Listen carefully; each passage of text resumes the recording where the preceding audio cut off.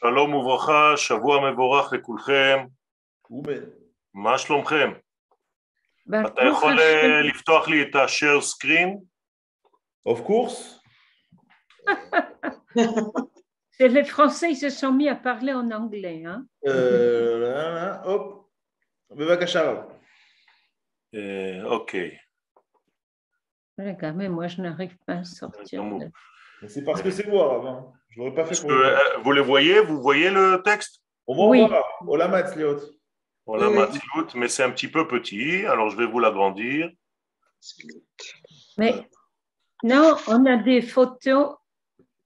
On a des photos qui sont sur l'écran. On a Vous avez des photos sur l'écran? des photos. On a nos visages qui couvrent le. Ça, c'est vous. Il faut que vous changez Ah, ça c'est devant moi? l'ordinateur. C'est dans Oui. C'est toi, affichage. Il faut que vous mettiez Ok, ok. affichage intervenant. Ok, j'y vais. Toda. Ah, Même si le Raviel vous dira que dans nos visages, il y a la Torah. Mais bon, ça, c'est autre chose. C'est hein. d'accord. הסכימה 100%. טוב. מצאתי, תודה. בכבוד הרב. Alors, עכשיו לא רואים את הרב. אתם לא רואים אותי? Arabe, on vous voit très bien et on voit le texte très bien. C'est, je pense, juste le réglage de l'ordinateur de Félicia. Félicia, dans affichage, il faut que vous mettiez côte à côte intervenant. Voilà. Et vous êtes en mode galerie. C'est pour ça que vous ne voyez pas. Donc, Et si vous voulez par WhatsApp, je vous explique. Bravo d'arabe.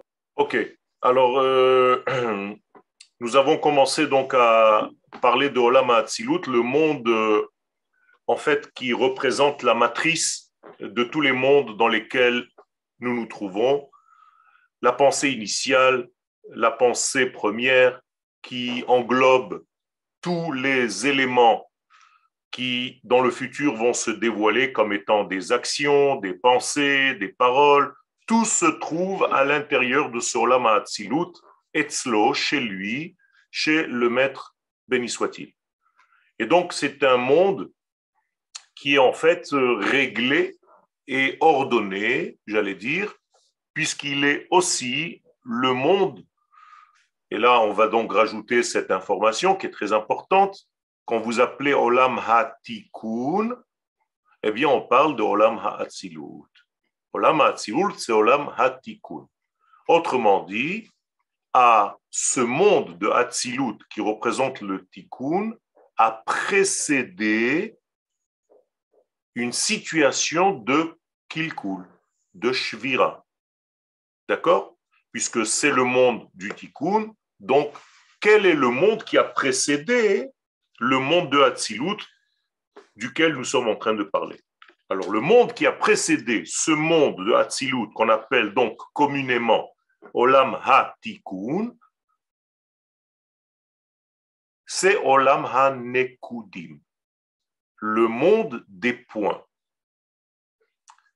Et il faut donc maintenant essayer de comprendre que veut dire cette information.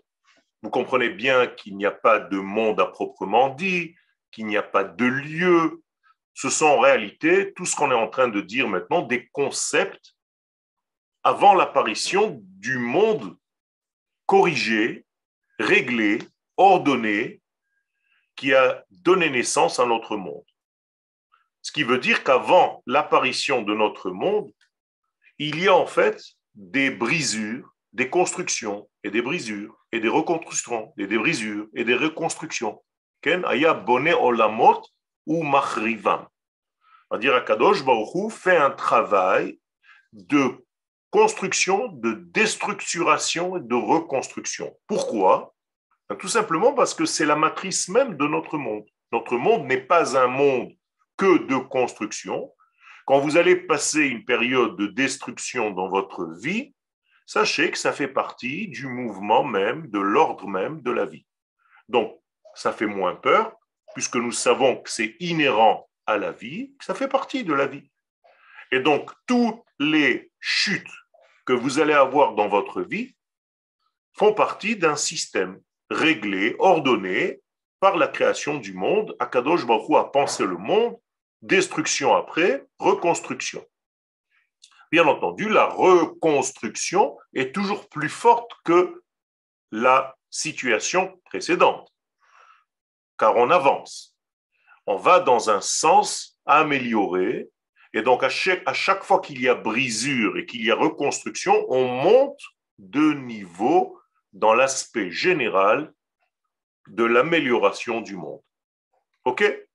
Donc nous avons parlé donc de Olam HaAtzilut qui lui se dévoile dans tous les mondes vestimentaires, on a appelé ça comme ça, c'est-à-dire le monde, les mondes, Bria, Yetzira et Asiya, qui représentent en fait les vêtements pour Olam HaAtzilut. Et nous avons dit que même l'homme lui-même, par sa structure qu'on appelle Tselem et Dmut, c'est en réalité une réflexion, un reflet de l'ordre existant dans le monde de Hatzilut. Et donc l'homme, quand on parle de l'homme, à chaque fois, c'est une connotation de tikkun. Donc à chaque fois que vous avez dans la Kabbalah, dans n'importe quel livre de Kabbalah, Dmut Adam, cette expression-là, Dmut Adam, sachez qu'il s'agit d'un tikkun. Ce n'est pas qu'on vous donne la forme d'un homme. D'accord? C'est un mot-clé. Je vous donne ici donc l'explication de cette notion. Quand vous ouvrez n'importe quel livre de Kabbalah, où il y a marqué Sod Dmut Adam ou Sod Adam, le secret de l'homme ou la forme de l'homme, cela sous-entend tikkun. Pourquoi? Parce qu'il y a dans cet homme-là la structure de Olam HaAtzilut qui a été appliquée sur lui, mais dans l'ordre de l'arrangement. Puisque Olam HaAtzilut, c'est un monde de tikkun, donc l'homme qui est le reflet de Olam HaAtzilut, lui aussi est un tikkun. Et l'homme, donc, par sa structure, il est formé droite, gauche et centralité. Et là, je suis en train d'amorcer notre chiour d'aujourd'hui, c'est-à-dire que chaque chose qui est dans l'ordre du tikkun doit posséder la droite, la gauche et la centralité. Si vous faites quelque chose dans votre vie qui n'est que sur un seul faisceau, un seul vecteur, sachez que c'est une destruction. Je vais vous donner un exemple très simple. L'électricité. Imaginez-vous que toute l'électricité dans votre maison est sur un seul fil. Donc, toutes les lampes sont au bout de ce fil-là. Chaque fois, il sort des lampes. Il y a un seul fil conducteur. Si une seule lampe de ce conduit explose, eh bien, vous avez toutes les lampes qui explosent puisqu'elles sont sur une seule ligne.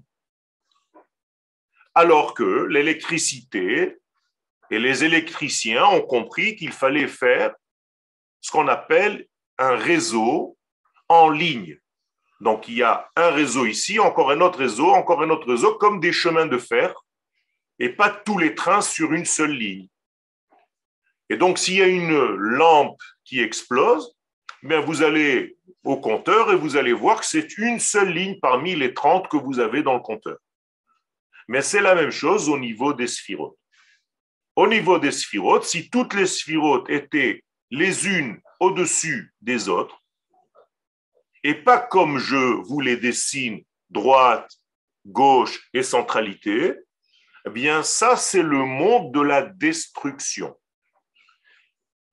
Je vous répète qu'il n'existe pas en haut des sphères, ni des boules, ni des bulles, rien du tout. Ce sont des idées, c'est un concept. Qu'est-ce que cela veut dire que les séphirotes sont une au-dessus de l'autre? On appelle ça dans le langage de la Kabbalah, Omdot, elles se tiennent, Bechad Samcha. Elles se tiennent sur un seul faisceau. Chad Samcha. Chad veut dire un, Samcha, une au-dessus de l'autre. Et non pas, comme vous avez l'habitude de les voir, le Chesed à droite, la Gvura à gauche et la Tiferet au milieu. Ça, quand je vous les dessine de cette manière, ça, c'est déjà le tikkun. Avant ce tikkun, il y avait donc une brisure, et cette brisure est la résultante de la position des sphirotes l'une au-dessus de l'autre. Qu'est-ce que cela veut dire réellement? Eh bien, ça nous incombe. C'est très important. Et je vais prendre notre exemple humain. Si je me conduis, humainement parlant, comme si j'étais seul dans mon monde, et donc je ne vois personne, ni à ma droite, ni à ma gauche, donc je n'ai pas besoin d'être dans une relation de don et de réception, ça s'appelle Shvirat Hakelim. D'accord? La seule structure existante est une structure de tikkun qui bonifie le monde. C'est une structure où j'ai besoin de mon ami pour recevoir de lui quelque chose et lui a besoin de moi pour que je lui donne quelque chose. C'est ce qu'on dit au niveau des malachim, mekablim reshut ze mize, venotnim reshut ze laze. Et donc en réalité, chacun a besoin d'être complété, parce qu'il n'est pas le tout, de son ami qui a quelque chose que lui n'a pas. Et inversement, lui aura quelque chose que son ami n'a pas. Et donc, on va faire en réalité un échange. C'est ce qu'on appelle une hashlama. Donc, talmidei chachamim marbim hashlama baolam. Quand vous dites marbim shalom baolam, c'est pas que les talmidei chachamim y font la paix. Ça veut rien dire que les talmidei chachamim font une hashlama. Quand le rav, un tel, a besoin de quelque chose, il n'a pas honte de me poser la question. Et quand j'ai besoin de quelque chose, je n'ai pas honte de lui poser la question. Et là, rentre en considération le ego, l'ego de l'homme. Et plus tu es grand, moins tu peux aller demander à quelqu'un d'autre de t'aider. Parce que tu ne vas pas te rabaisser au niveau de l'autre. Alors que quand tu te sens petit, tu n'as aucun souci de demander à quelqu'un de plus grand. Mais tout ça, c'est une maladie de l'être. Et c'est un manque d'humilité. Excusez-moi, Yoël, mais être grand, c'est justement être conscient de sa petitesse. Okay. Et de sa grandeur aussi. Oui, mais ça, c'est quand on a compris déjà le Inyan.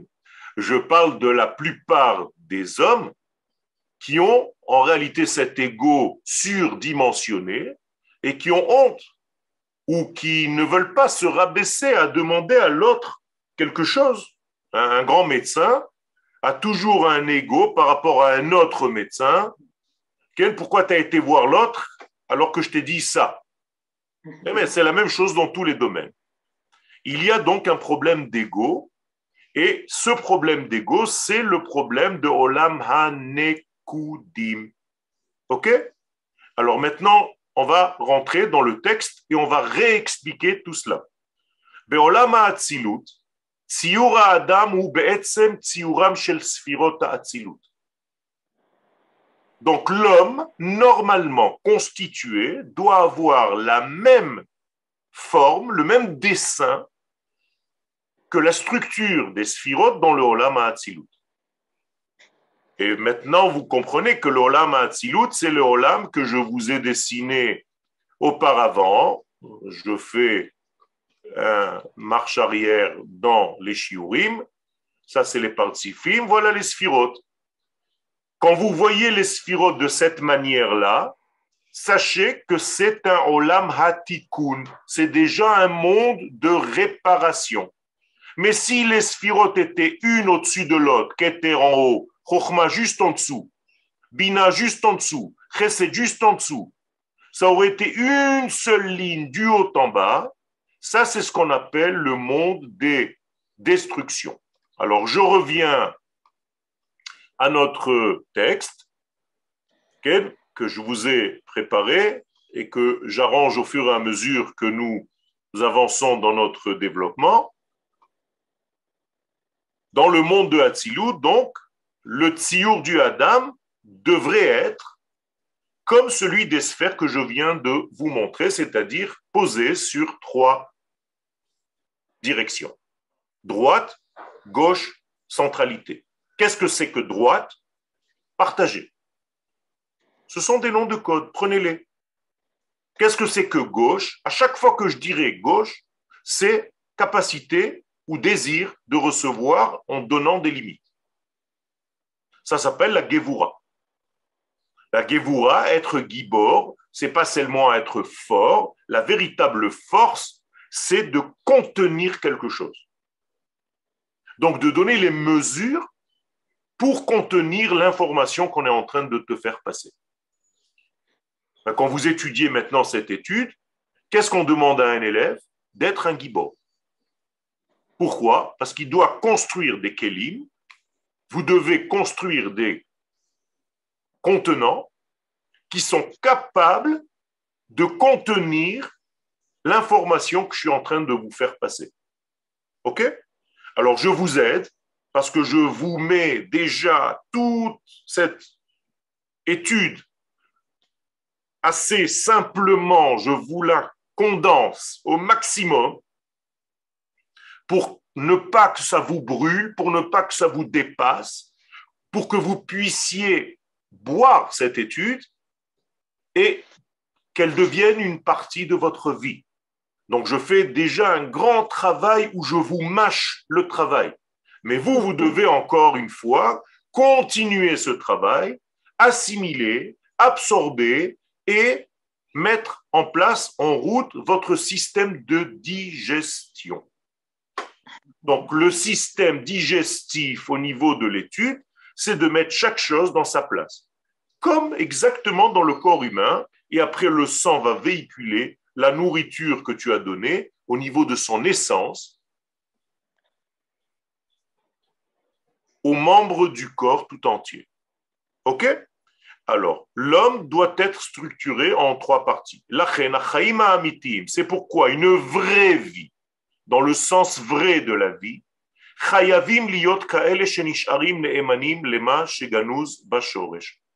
une vraie vie va faire en sorte d'être toujours fidèle à ce qui se passe dans ma structure de base.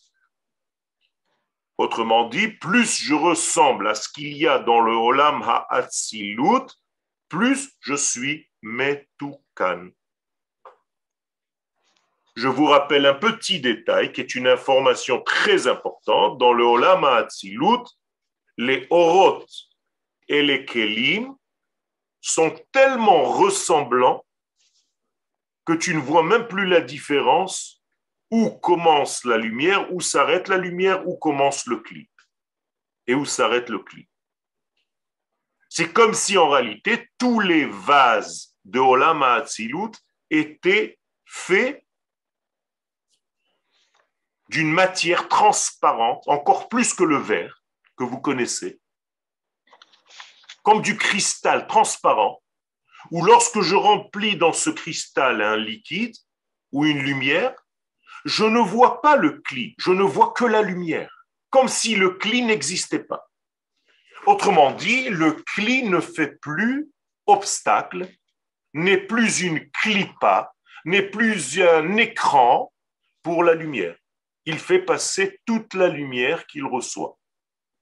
Si moi, Yoel, je deviens la même chose que cela, ça veut dire que toute la Torah que je reçois, eh bien, c'est une Torah qui me traverse et qui est visible et que mon corps ne fait pas chatzitza. Il n'y a pas de chitzoniyot. Chatzitza, racine chitzoni. D'accord? On appelle ça dans un langage hébraïque Toho Kebaro. Mazet Toho Kebaro, bien l'intériorité, c'est-à-dire la lumière, et Baro, ce qui est extérieur, c'est-à-dire le cli, c'est la même chose. Je ne vois pas de différence entre le or et le cli. Extraordinaire. Ça, c'est un monde d'une vraie vie. ce qu'on appelle chez Moshe Rabbeinu Aspaklaria Meira. C'est-à-dire Moshe Rabbeinu est tellement transparent que si tu le regardais comme il est, tu peux mourir. Parce que sa lumière est tellement grande. Alors qu'est-ce qu'il a fait Moshe? Il y a beaucoup de gens qui ne savent pas ça, étrangement. Moshe, jusqu'à la fin de sa vie, à partir de la paracha qu'on a lue hier, a porté un masque. Le saviez-vous? Moshe a marché avec un masque jusqu'au dernier jour de sa vie. Et donc ce masque qui montrait ses formes, c'est-à-dire on voyait son nez, on voyait sa bouche, on devinait. Et tout était couvert sauf ses yeux. Personne ne sait ça. Alors qu'on l'a dit hier dans la paracha, on appelle ça un masvé. Masvé, c'est-à-dire un camouflage. Hasva'a. Pourquoi faire? Eh bien, pour ne pas que cette lumière brûle. Pourquoi? Parce que Moshe est arrivé en tant qu'humain au maximum de ce qu'un homme peut arriver. Comment est-ce que je sais le maximum que l'homme peut arriver? Eh bien, selon le Mishkan. On est en train de parler du Mishkan pendant les parshiot, d'accord? Donc, le Mishkan, quelle était sa hauteur, vous vous rappelez?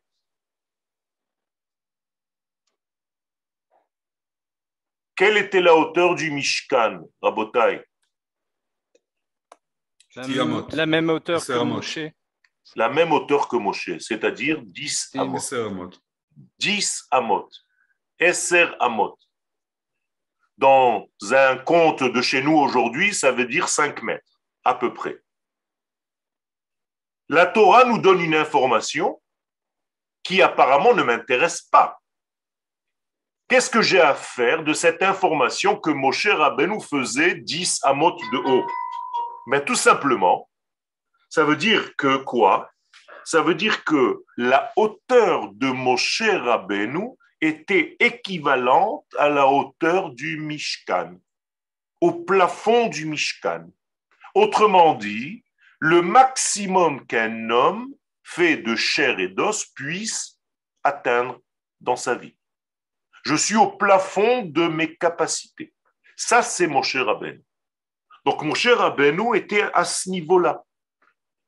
Et donc, la Torah prend soin de me raconter cela pour me dire que Moshe est arrivé au maximum qu'un homme puisse atteindre dans sa vie. Ça, c'est une vraie vie.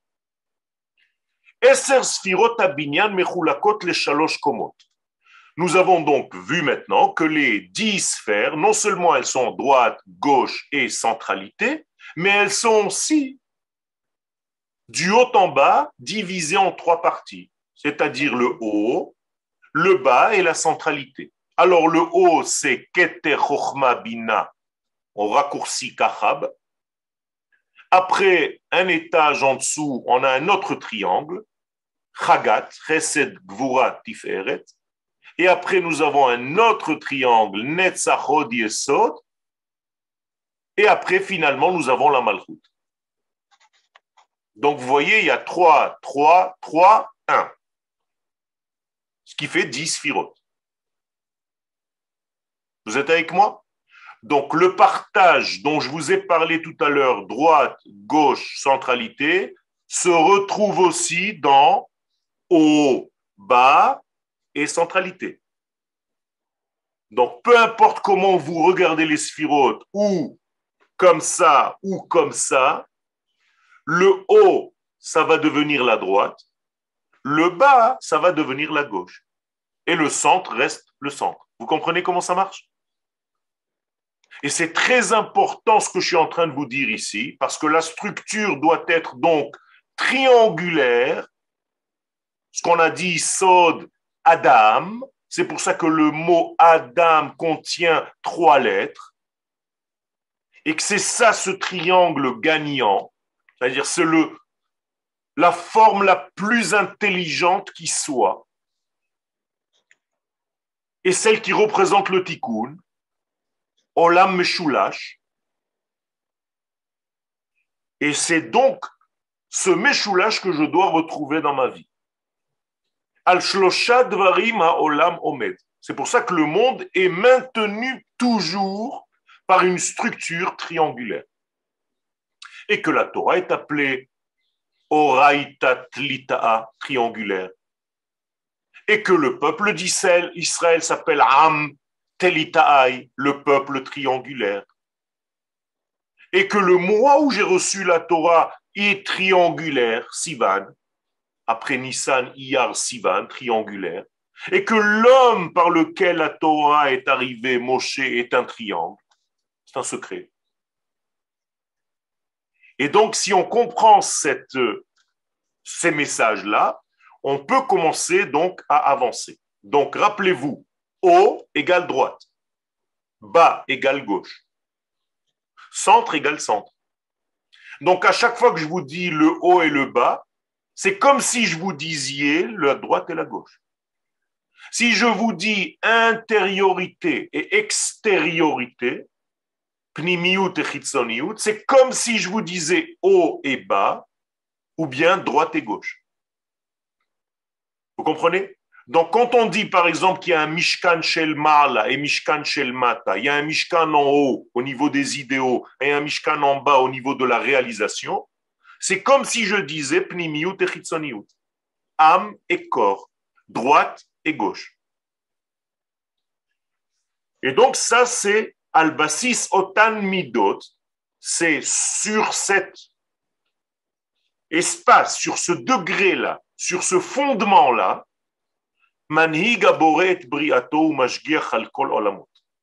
c'est avec cette structure-là qu'Akadosh Baruch Hu conduit et surveille, observe toutes ces créations et toutes ces créatures. Et chaque fois, écoutez bien, qu'on perd ce triangle, on sort de l'équilibre immédiatement. Malade. Et c'est là que la faute pénètre. Ce qu'on appelle une ruach stia, ruach shtut, ruach satan. C'est la même chose. Donc, il faut garder en tête, en mémoire, le triangle de notre vie. Ah, vous avez une question dans le chat. Slicha. Vous avez une question dans le chat, Arav. J'adore le chat. Alors, le chat, il est où, ce chat? Il faut que je le prenne. Ah, le voilà, le chat. Rav, Tsafon, c'est aussi le haut et la Gevura. Nachon, quand on regarde la terre d'Israël comme vous la regardez. Mais en réalité, on ne regarde pas Eretz Israël de cette manière-là. Donc le Tsafon n'est pas le haut. Le Tsafon est la gauche. Et le Darom est la droite, parce que mon visage, il est vers Jérusalem et pas autrement. Et mon dos, il est toujours à la plage. Donc imaginez-vous que vous êtes à Tel Aviv, votre dos, vous donnez dos à la plage, votre visage, c'est toujours vers Jérusalem. C'est comme ça que l'homme doit se placer. Donc nous, notre nord, il n'est pas en haut, il est à gauche. Et notre sud, il est à droite. Donc la face, elle est vers l'est, qu'on appelle aussi l'Orient. D'où la notion de s'orienter. Alors que chez les Goïm, quand quelqu'un ne sait plus s'orienter, il a perdu le nord. Nous, on a perdu l'Orient, chas v'chalila. Il faut faire très attention. Il ne faut jamais perdre Jérusalem. Besséder? Donc arrêtez de dire il a perdu le nord, j'ai perdu le nord, ça ne veut rien dire. Mais c'est Tsafoun, Rav. C'est Tsafoun. Ken, aval ze betzad agvura, betzad smol. Ok. D'accord? Il faut faire très attention à ça.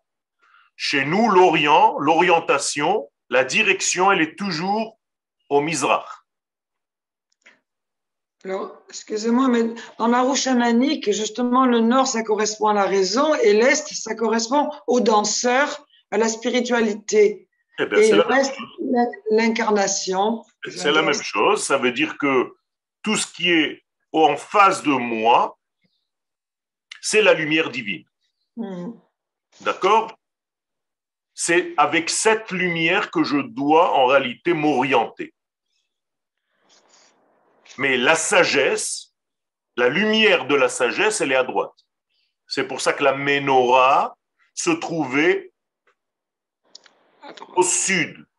Alors que la table, qui est la richesse, les pains de préposition au Beth Amikdash, étaient juste en face de la Ménorah, donc au nord.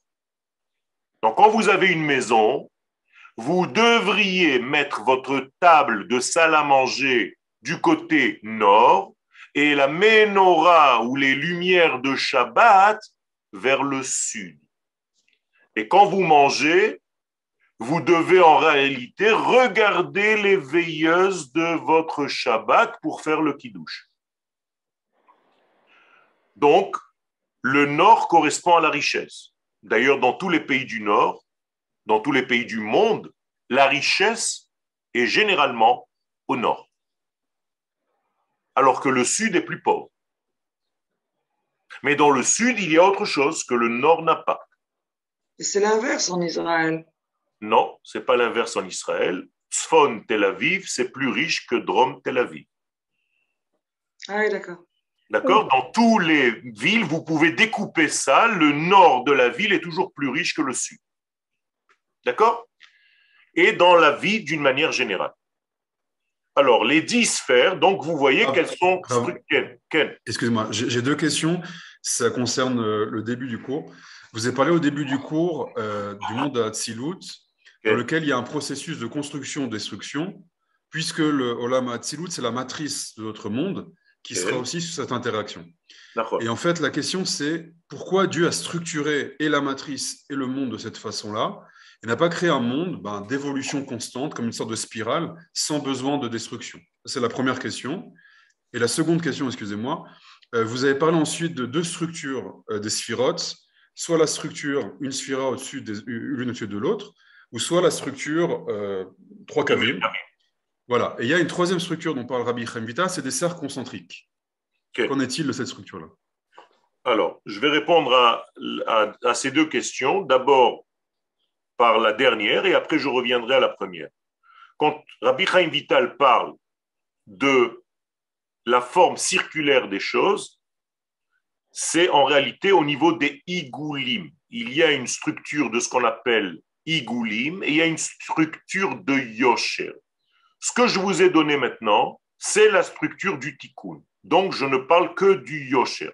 Et Rabbi Chaim Vital nous dit qu'il ne faut jamais parler des igoulim, auquel cas tu resteras toujours, chas v'shalom, dans un monde où tu vas tourner en rond et tu ne vas pas avoir de direction. Donc, une fois qu'on a compris la structure, j'ai donc répondu à ta question au niveau des igoulim, il faut immédiatement passer au yosher et ne s'adresser qu'au yosher. Ça veut dire ce qui nous intéresse, c'est yamin, smol, ve'emtsa, gimel, kavim au niveau du yosher. Première question que tu as posée, pourquoi Kadosh Baruch Hu a créé un monde de cette manière-là? Pour créer la possibilité à l'homme de recevoir par mérite. Si l'évolution était permanente, sans aucune embûche, eh bien, les hommes et les êtres, d'une manière générale, auraient reçu la lumière divine gratuitement, d'une manière évolutive. Il n'y aurait pas eu de libre arbitre, il n'y aurait pas eu de chute pour aller récupérer des éléments que j'ai perdus en route. Donc, pour nous donner en fait un plaisir d'être associés à notre propre évolution, Akadosh Baruch Hu nous a permis un monde où il y a des brisures. Et cette brisure fait partie donc du monde Sheva, Ipol, Tzadik, Vekam, volontairement. Parce qu'il n'y a pas cette chute-là, il n'y aura pas de Vekam. Et c'est ça l'essentiel, c'est Vekam. Et qu'est-ce que c'est que ce Vekam? Ce n'est pas que je me relève d'une chute, c'est que je vais chercher au fond de ma chute, de ma crise, ce que j'ai besoin pour ma vie et que j'ai perdu des plumes dans ma vie et qu'elles sont restées, ces plumes-là, à ce niveau-là. Et donc, à chaque fois que je suis dans un état pas très clair, eh bien, c'est pas le but d'en sortir. Le but est d'en sortir, mais avec une richesse que j'ai récupérée dans cette chute. Et ça, on n'aurait pas pu l'avoir s'il n'y avait pas cette chute. Ce qu'on appelle en hébreu Morid Sheol Vayal. Donc, à chaque fois que je tombe quelque part, comme en Égypte, on nous l'a dit d'une manière globale, Ve'achare chen yetzu birchush gadol. Donc, ce rechush gadol, ce butin, j'ai besoin de lui. Donc, j'ai besoin de ces chutes. Je ne vais pas les chercher. Elles apparaissent seules dans le monde. N'essayez pas d'aller les chercher, vos brisures et vos chutes. Ça, c'était la méthode de Shavtai Tzvi. Il voulait chuter justement parce qu'il avait compris ce secret, qu'après la chute, il pouvait se construire d'une manière beaucoup plus haute. Donc, il s'est dit, je vais moi-même former mes chutes. Non. Les chutes arrivent d'elles-mêmes et ça suffit avec ça. Toi, au moment où tu es dans le noir, profite de prendre dans ce noir, comme les enfants d'Israël ont fait, de tes voisins, Klei Kesef, Klei Zahav ou Smalot. Profite de ce noir-là pour aller récupérer des étincelles d'or, d'argent et des vêtements qui correspondent encore une fois à Yamin, Smol et Emtsa. Klei Kesef, c'est la droite, Zahav, c'est la gauche et Smalot, c'est le centralité. Okay. Comment on y arrive concrètement à ça? Parce que quand on est en période de Yerida, on n'arrive à rien faire, on est lourd, on peut voir en dépression, etc. Comment y arrive-t-il? C'est pour ça que tu dois avoir à côté de toi, à ta proximité, un Rav. Rav. Même s'il n'est pas physiquement à côté, mais tu dois lui poser tes questions et lui va te répondre et c'est lui qui va te tirer en réalité. D'accord? Un homme ne peut pas se tirer par les cheveux pour sortir de la piscine. Il a besoin de quelqu'un qui est dehors. Donc, c'est très, très important d'avoir un ami ou un Rav qui soit là au moment où tu es dans ce genre de situation et qui t'aide en réalité à sortir, mais pas gratuitement. Qui te dit, attends, avant de sortir, regarde si tu peux gagner quelque chose de la situation dans laquelle tu es. Qu'est-ce que tu peux avoir comme information? Quelle est la richesse de cette situation? On est d'accord que tu n'es pas tombé par hasard dans cet endroit, dans ce lieu, dans cette faute. Alors viens, on va utiliser. Il doit y avoir une puissance là-bas incroyable. Et toi, à chaque fois tu ressors, mais tu ne ressors pas avec cette puissance. Tu la laisses là-bas, c'est dommage. Gagne cette puissance et garde-la pour toi. Et ça, c'est là le travail du Rav, d'essayer de voir où le Talmide est tombé pour lui dire, tu sais pourquoi tu es tombé là-bas? Parce que tu dois récupérer des forces que tu n'as pas encore récupérées. Donc, chaque fois, on te ramène dans cette poubelle. Parce que dans cette poubelle, il y a un diamant que tu n'as pas récupéré encore. Le jour où tu monteras avec ce diamant, tu n'auras même plus besoin de descendre là-bas. C'est-à-dire, j'espère que j'ai répondu aux questions. Magnifique, je continue. Toda Rabba. Toda Rabba. Donc, et là, on rentre dans le sujet, il nous reste 5 minutes. Yesh lehavin, 10 minutes. Yesh lehavin qui lifne hofa'ata atzilut. Avant l'apparition de ce monde de tikkun, olama atzilut, klomar, milifne atikun, shehu sod gilui asdarim ba metziut. Là, je vous donne en passant des clés. Qu'est-ce que c'est que le monde de Hatzilut? Je vous ai dit que c'était le monde du Tikkun. Mais qu'est-ce que ça veut dire un Tikkun dans le monde? Sod Gilui Asdarim. C'est le dévoilement des ordres, de l'ordonnance. L'inverse du désordre. Ça veut dire qu'en réalité, la différence entre le Olam HaShbira et le Olam HaTikkun, ce n'est qu'une seule chose. Dans le Olam de la Shvira, il y a tous les éléments, seulement ils sont mal placés, on est d'accord? puisque je vous ai dit que dans le Olam du Shvira, c'était le Olam des Nekudim, des points, tous les points étaient là, mais ils étaient mal placés, un au-dessus de l'autre, sans aucune interaction. Alors, qu'est-ce qu'il faut faire dans le Olam Atikoun? Quoi? C'est enlever tout ce qu'il y avait avant et changer de monde? Non, pas du tout. Tu gardes les mêmes éléments, tu as toutes les forces en toi. Tu dois juste les remettre en ordre. En ordre. Voilà le Olam Hatikoun. Donc, c'est ce qu'on appelle Gilui Asdarim Bametziut. Donc, avant cette mise en place, Kadam Olam HaNekudim. Ce monde-là qu'on appelle le monde des points. Pourquoi on l'appelle comme ça? Olam HaNekudim Metzayen Madrega Shel Ribui Nekudot. Inyan. She'en benehem Havana Shel Tzorech Hashlama. Ça veut dire, qu'est-ce que c'est Olam HaNekudim? Là, je vous le traduis, hein. Je vous le traduis avec mon langage, à moi, Yoel, pour que ce soit accessible à vous. Ce n'est pas écrit dans les livres de Kabbalah. Je vous donne une clé. J'essaye de vous donner des clés. Parce que quand vous allez rentrer dans un chiour de Kabbalah, on va vous parler de Olam HaNekudim. Mais on ne va pas rentrer dans les détails, qu'est-ce que ça veut dire dans ta vie d'aujourd'hui. Alors, en quoi ça m'intéresse, à part de connaître la structure mathématique?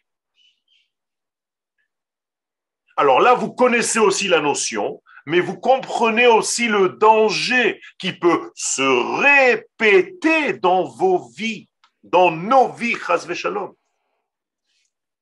C'est-à-dire de faire très attention de ne pas tomber dans le Olam HaNekudim, dans lequel il y a ribouille nekudot, il y a plein d'informations, nekudot inyan, je les ai appelées, okay, je vais mettre même un makav. C'est-à-dire, ce sont plein de points d'intérêt que tu as dans ta vie. Le problème, c'est que personne ne comprend, aucun point ne comprend son lien avec l'autre d'à côté parce qu'il n'y a rien à côté.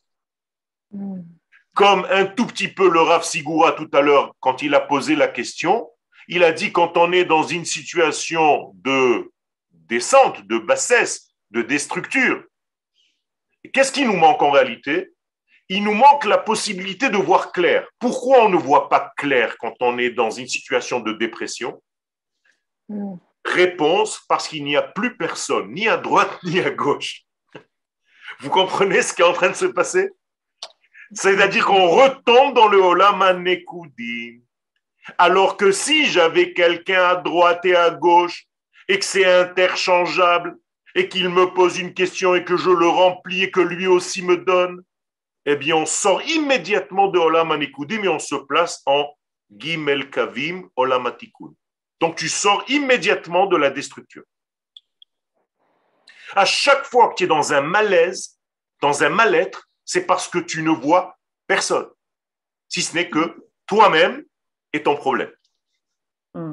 C'est ce qu'on appelle Makat Rocher, où je sens tellement le moi-même que je ne vois plus personne. Donc, je suis dans une Makat Rocher. Et c'est ce qu'en réalité est un endroit, un moment de panique. Parce que tu as l'impression que tu es seul au monde. C'est pour ça qu'on nous a mis en bidoute. Mais le bidoute, ce n'était pas pour être seul, c'était pour retrouver ta famille. Je plaisante. Ça, c'était autre chose. C'est-à-dire pour retrouver un seder. Et les gens qui ont compris ce seder, eh bien, ils ont restructuré même au niveau de leur travail.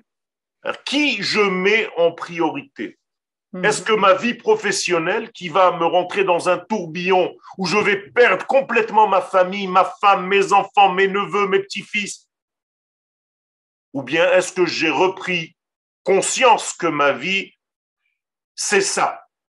Et que tout le reste, c'était une structure qui était en train de me rentrer dans un Olam HaNekudim, avec une multitude d'informations qui ne te laissent même plus voir personne autour de toi.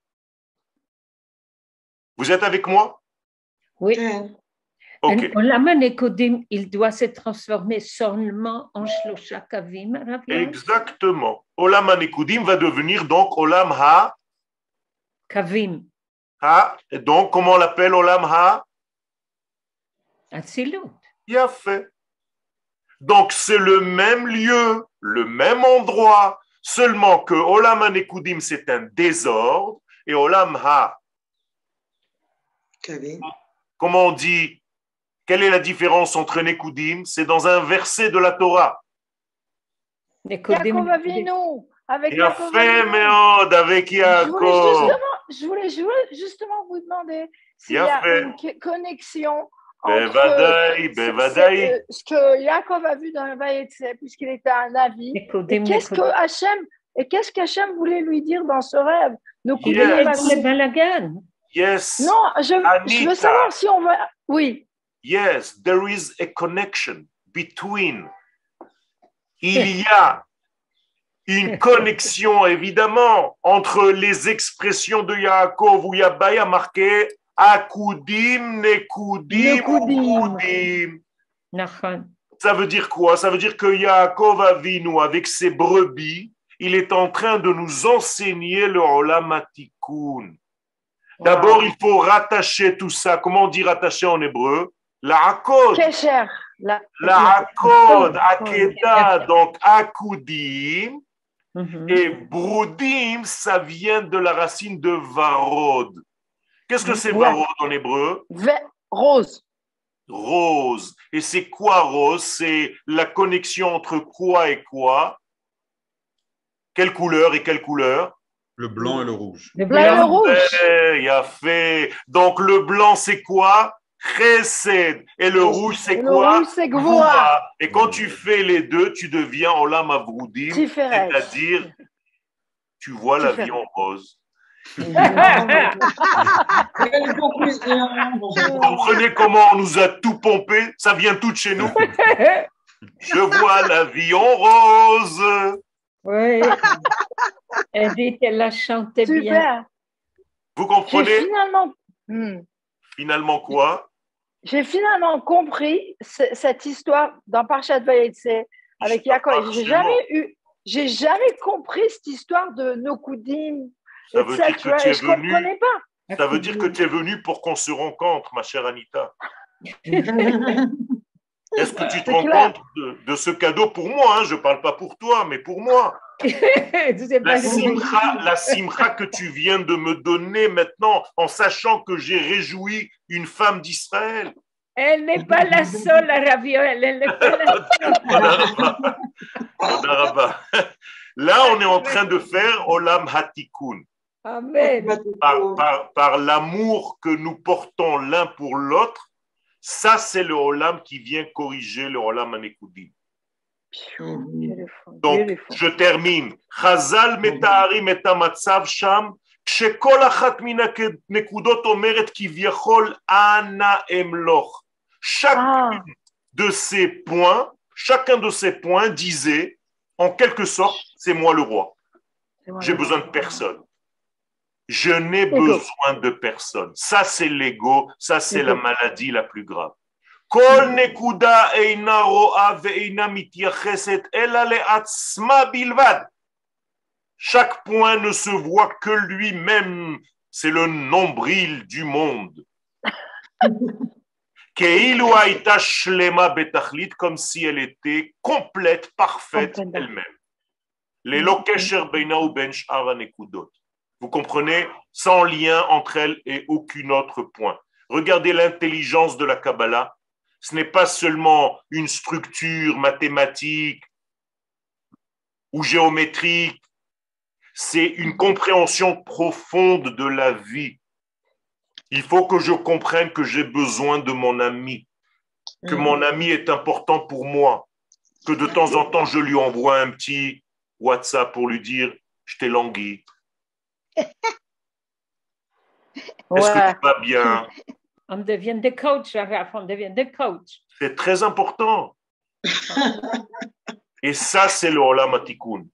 Donc, je termine puisque j'ai dépassé le temps et je ne veux pas vous voler votre temps, Khalila. On va continuer la semaine prochaine.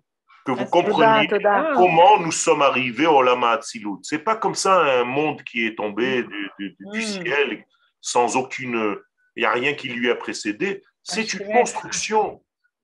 Donc, Be'ezat Hashem, je nous souhaite à tous d'être équivalents au Olam Ha'atzilut dans nos propres vies. Toda Rabba.